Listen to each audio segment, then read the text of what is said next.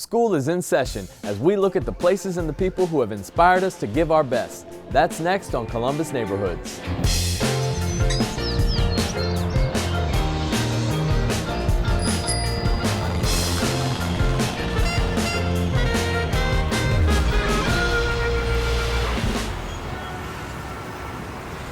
Support for Columbus Neighborhoods is provided by At American Electric Power, we've been proud sponsors of WOSU Public Media for many years and strong supporters of our headquarters city here in Columbus, both downtown and in neighborhoods like yours. State Auto Insurance Companies, serving customers and communities for nearly a century. Today, a technology and transformation company. Risk takers, creators, innovators. A company defined not by its history, but by its people. State Auto. The Columbus Foundation. Smart philanthropy for a smart city. ColumbusFoundation.org.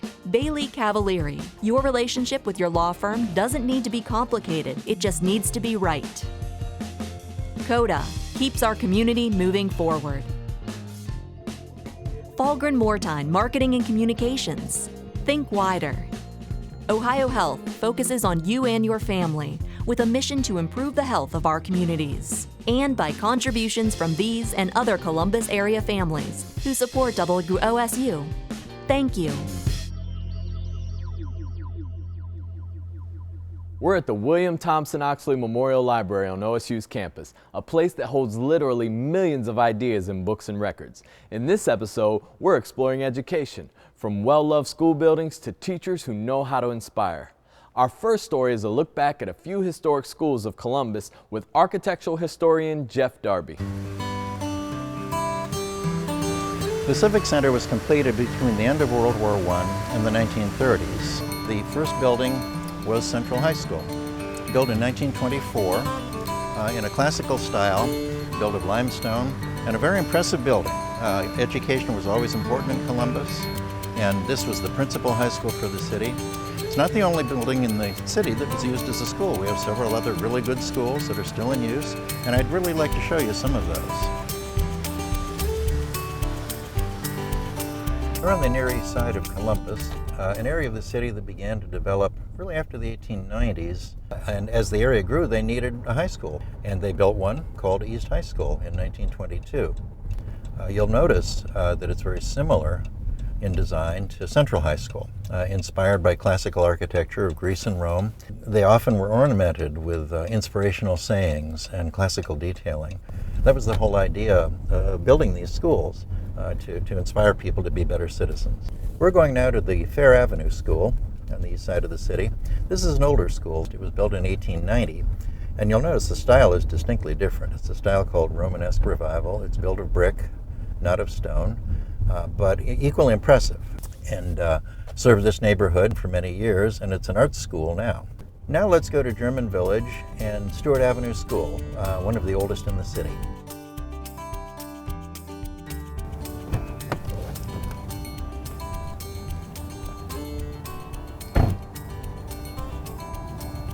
Hi, Carol. Hi, Jeff.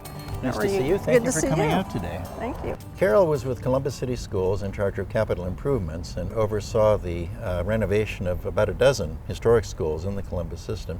So tell me about this school, Stewart Avenue. Used to be New Street School. It's from the 1870s, oldest in the system. What happened here?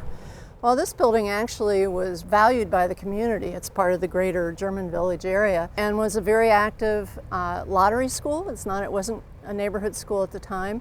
And then in about 2012, we had a fairly significant arson fire. Did about $1.5 million in damage to the school. It was not slated to be renovated for quite a few years after that, and with some creative looking at our capital funds, we were able to put together a package to go ahead, get the state matching funds, and go ahead and do the complete renovation. As part of that, a neighborhood group got involved, and it now is a combination of a neighborhood school as well as a lottery school. Tell me about some of the other schools the district was able to save similarly. I think the biggest ones are the landmark buildings in each of the neighborhoods, East High School, South High School, and Lyndon McKinley High School.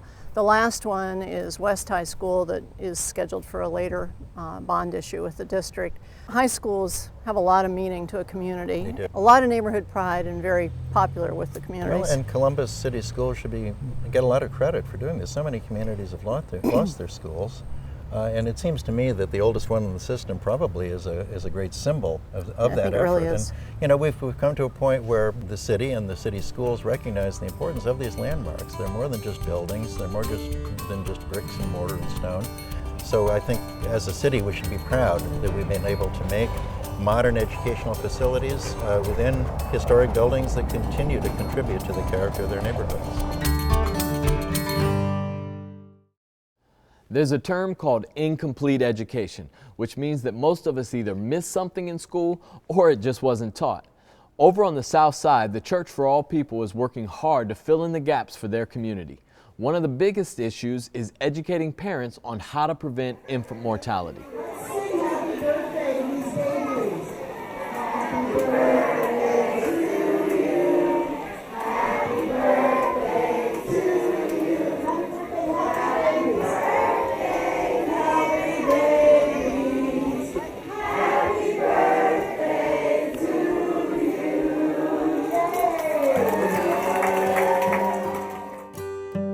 Becoming a mom was one of the most challenging things I've ever done. There's no actual rule book that goes with it. This is the first time I've had the baby here. He's 10 months. His nickname is Sumo. He's a little fat baby. I wish I would have had the knowledge with my first child. It would have been a lot easier. And even in the community now, a lot more babies can be saved with the knowledge we are given. We started a First Birthday Parties initiative as a response to the crisis of infant mortality in our community. Our goal is to celebrate when babies do indeed achieve the milestone of their first birthday and to rally the whole community in terms of awareness and mutual support. And in addition to the parties, where everybody comes together, it's a health fair and people exchange information and network and receive resources. In addition to these gatherings, we also have the opportunity to then interface with families in between these quarterly parties.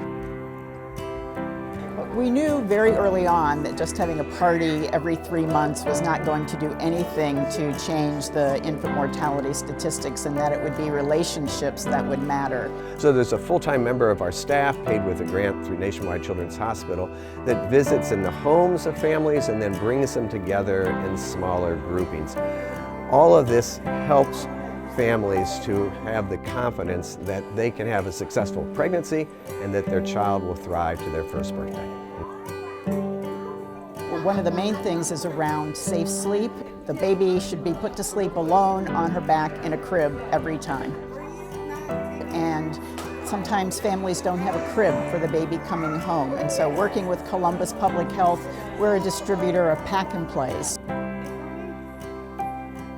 First Birthday is an opportunity to not only build community and get to know who my community members are, but also get in touch with different resources that are available. Baby education for me and the baby, medical-wise, there's resources, diapers and formula, which are all things that really add up. Just a lot of knowledge that can help the baby grow up healthy.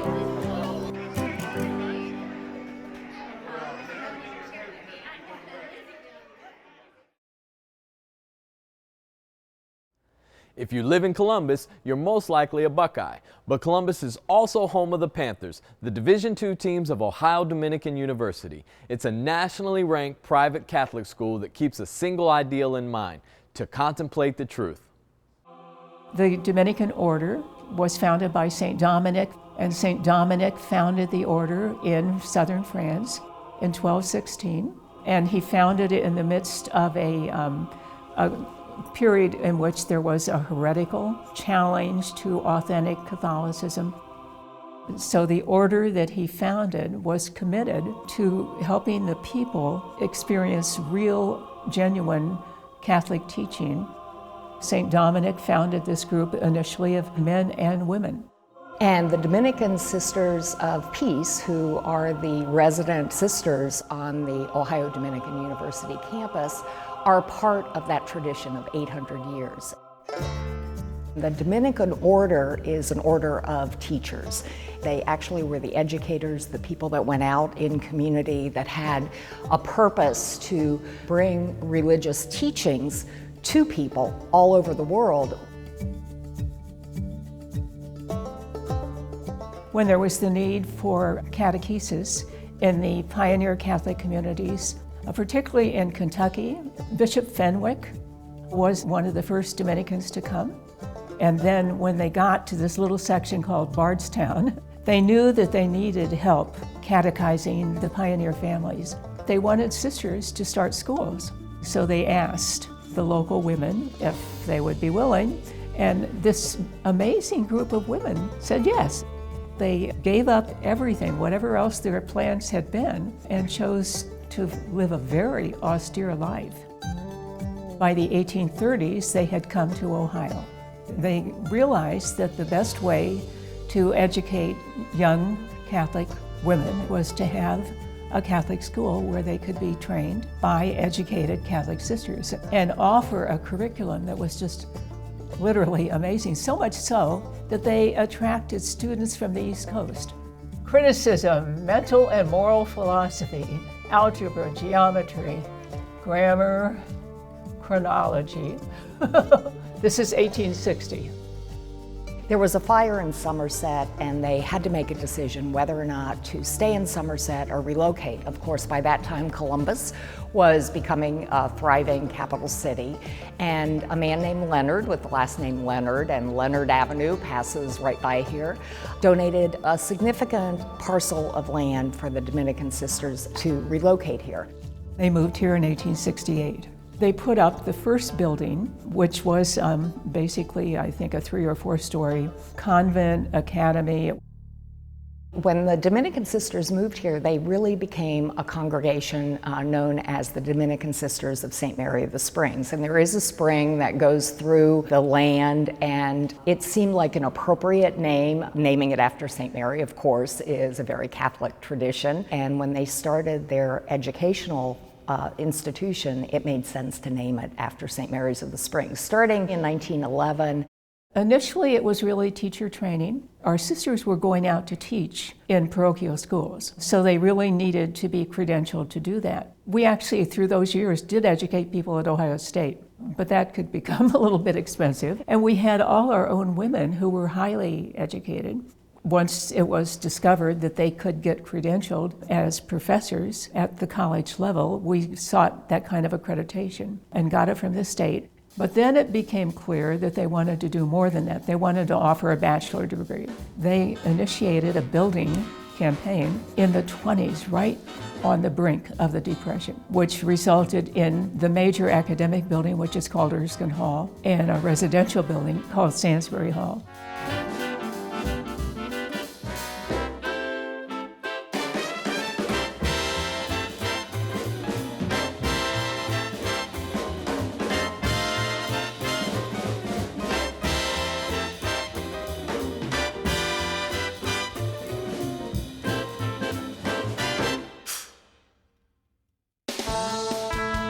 The 60s, as we all know, brought all kinds of changes, and one of them was the Vietnam War. So during that period, men could be exempt from the draft if they were taking education courses.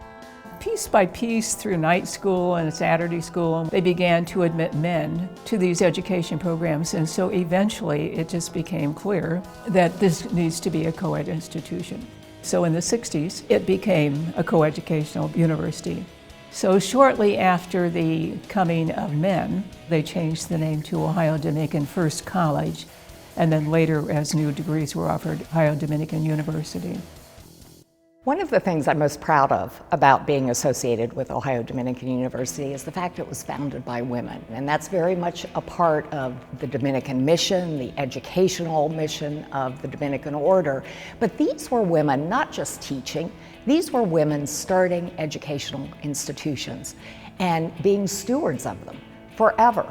Many of the sisters had PhDs when a lot of women barely finished grade school. A third of our board members are still Dominican sisters, so there are still Dominican sisters on campus teaching. It is a Catholic institution, but we have people of every single faith tradition imaginable. We're committed to the education of each individual, not just in an educational sense where they learn something that they take into the world, but the creation of the whole person, a sense of purpose, a sense of commitment to a greater good, a sense of spiritual development, whatever that might be. And it really is a learning environment that inspires people to do their best.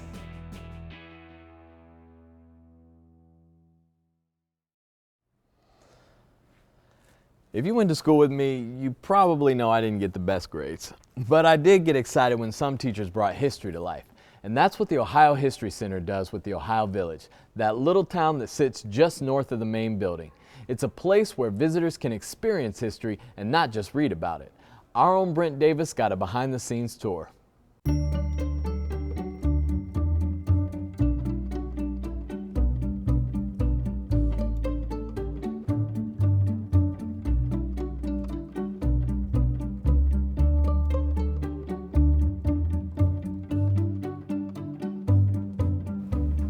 Hey Megan, how are you? Good to see you. Well, it's nice to see you. You know, I recognize this as a school because it looks a little bit like the classrooms I was in when I was a kid.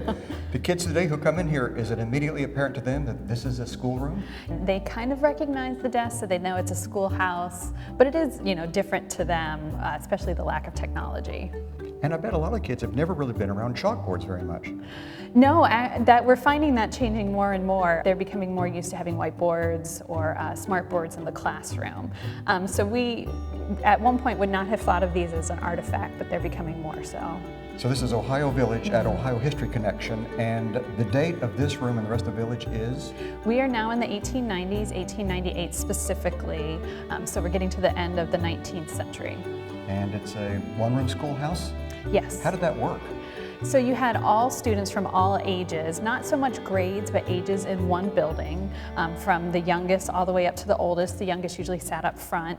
And so the teacher is giving a variety of lessons at a variety of levels to try to help students with the basics of reading, writing, and arithmetic. So it's almost more individualized instruction, but in this sort of mass group of kids. Now, I just happened to notice as I walked by a dunce cap. Is that really a thing? Did they really use dunce caps? Yes, they did. Both physical punishment and, punishment that was sort of humiliation were ways that the teacher could enforce the rules when you've got everything from 5-year-olds to maybe 14, 15, and 16-year-olds in the same room. So education's undergone a lot of reform since 1890. The 1890s. It has, yeah. Who typically was teaching? Was it a man or a woman? More typically you'd see a man as a teacher. There would be maybe younger women or widowed women, but you're not going to see a married woman being a teacher during this time period. So here at Ohio History Connection, you're bringing school kids in here. What do you want them to learn when they come into this classroom that's 120 years old? So this is an immersive experience for them. A lot of times the kids will come in here dressed up and they get to experience history through kids like them. So it's a way for us to get kids interested in history through themselves, but then also they get to see what school was like in the 1890s or the 1860s, which we've interpreted in the past, and to have a little bit of understanding how the world has changed. Well, it's fascinating, and you don't have to be a student to come in here. When the village is open, anybody can come in here and see what it was like to be in a one-room schoolhouse in the 1890s. Yeah, and sometimes the teacher is here, so the teacher can talk to the visitors about what the experience was like and maybe give them a few lessons if they're so inclined. And you can try the dunce cap on for size 2. Yes, especially if you don't listen. Okay, thanks.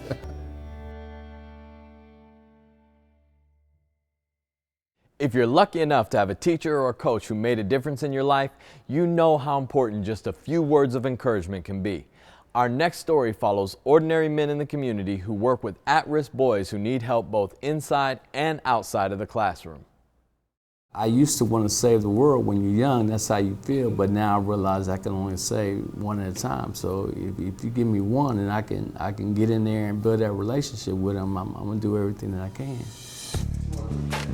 One, every single one of you have gifts and talents.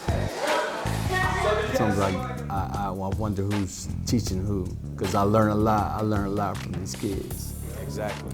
You always have to have a why in order to be successful. And why is your what? Your purpose. Basically, we try to impart wisdom and guidance, input, advice, spend time with them as much as you can, just like any father, uncle, big brother would do. We have a group mentorship program, mentoring program in the schools where we mentor. We have classrooms, we mentor 12 to 15 kids at a time. But our one-on-ones, they come from basically the juvenile system.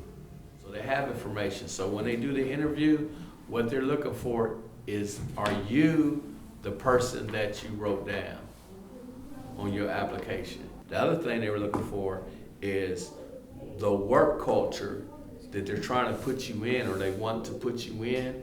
Do you fit that work culture? I keep coming back because I have no man in my life that tells me about how to be a man, and for him to come and talk to us about that, I'm gonna take the chance to listen and learn from what he's been through.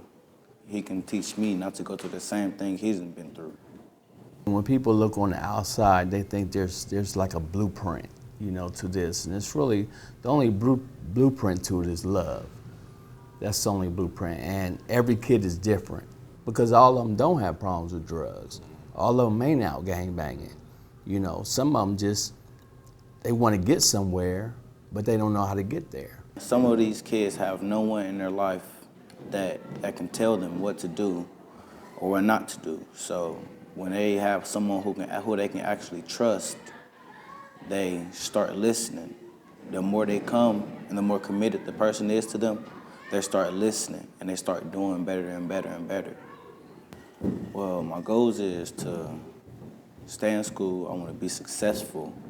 And as I get older, I want my kids to have someone to look up to that was successful in life too. And I'm telling you, all you gotta do, very simple, Will, smile and be honest, and you're in there. When I say smile, I mean be pleasant. Be happy that you're there. Be happy that you have an opportunity, because that's what it is, it's an opportunity.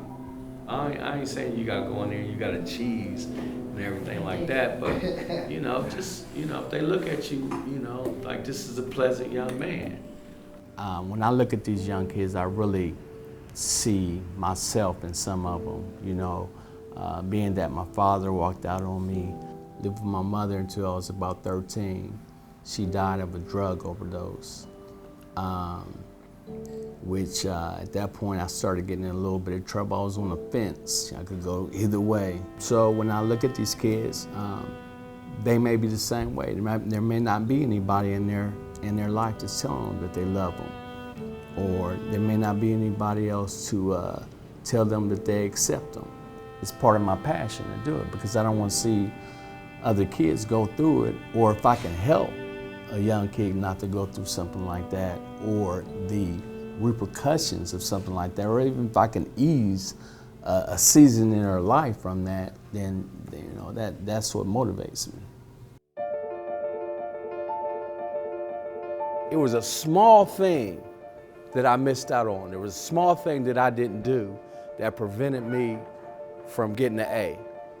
It's a small things that stop you from being the difference between being good and excellent. You understand what I'm saying? And that's what we're talking about. These are the small things. I have kids now that I mentor. They were in the 4th, 5th, 6th grade. Now they're grown.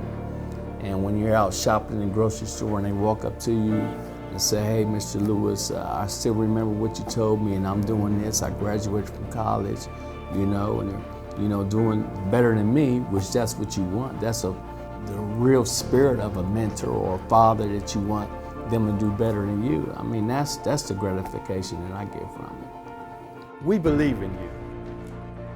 That's our why.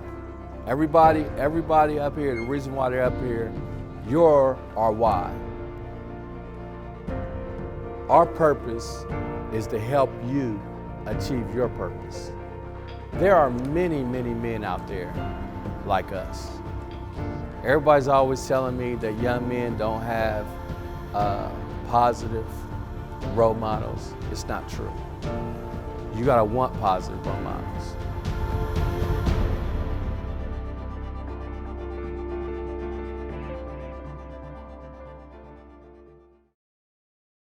Thanks for being with us. And remember, you can catch all our episodes on columbusneighborhoods.org. Plus, see our stories on the WOSU mobile app. And you can follow us on Facebook, Twitter, and Instagram. We'll see you back here next week on Columbus Neighborhoods.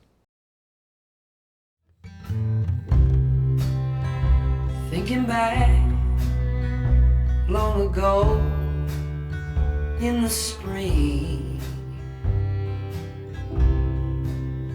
the nights were warm and our jokes just couldn't stay clean. Support for Columbus Neighborhoods is provided by At American Electric Power, we've been proud sponsors of WOSU Public Media for many years and strong supporters of our headquarters city here in Columbus, both downtown and in neighborhoods like yours. State Auto Insurance Companies, serving customers and communities for nearly a century. Today, a technology and transformation company. Risk takers, creators, innovators. A company defined not by its history, but by its people. State Auto. The Columbus Foundation. Smart philanthropy for a smart city. ColumbusFoundation.org. Bailey Cavalieri. Your relationship with your law firm doesn't need to be complicated, it just needs to be right. CODA. Keeps our community moving forward. Falgren Mortine Marketing and Communications. Think wider.